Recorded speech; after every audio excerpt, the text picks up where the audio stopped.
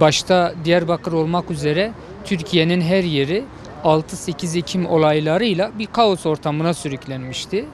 Ve akabinde Türkiye'nin birçok yerinde birçok insan katledilmişti. Bunların malumunuz olduğu üzere en önemlisi Yasin Börü ve arkadaşlarının bulundukları evde vahşi bir şekilde katledilmesiydi. 6-8 Ekim olayları olarak tarihe geçen bu olaylardan sonra ne kadar çok eleştirsek de eksik olsa da bir soruşturma başlatılmıştı ve akabinde bir dava açıldı. Güvenlik gerekçesiyle bu dava Ankara'ya nakledilmişti. 2. Ağır Ceza Mahkemesi'nde duruşmalar devam ediyordu. Bugün de kaldığımız duruşmalara devam ediyoruz. Yalnız bugünkü duruşmanın bir farkı var. O da şöyle ki toplam 34 sanıklı bir dosyaydı. Bunlardan 5'i firariydi.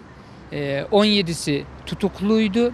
Diğer geri kalanlar tutuksuz yargılanıyordu. Bırakılanlar dahil.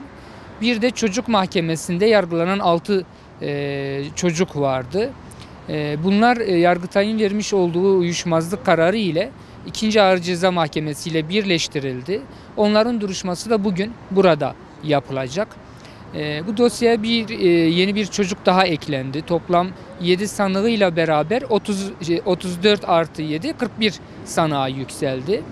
Bunlardan bir çocuk tutuklu, 2 çocuğun yakalaması var. Diğer çocukların ise bugün duruşmada hazır olmaları lazım. Biz gerek ilk celseden gerekse de bugünkü son celseye kadar ki tüm duruşmalarda etkin bir soruşturma yapılmadı.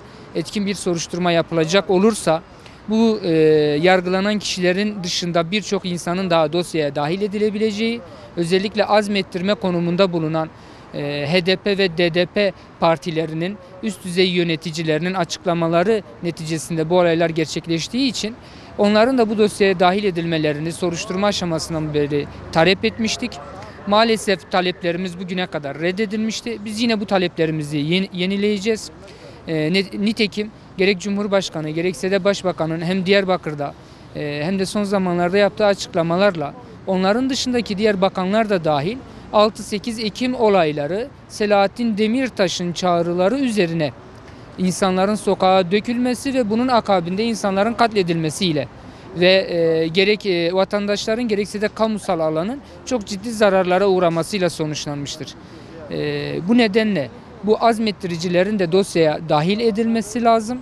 Fakat mahkeme kendisine gelen iddianame ile bağlı olduğu için bu gerekçelerimizi reddediyor.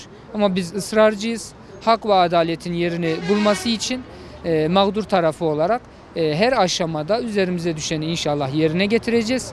Bugün de buna yönelik çeşitli taleplerimiz olacak.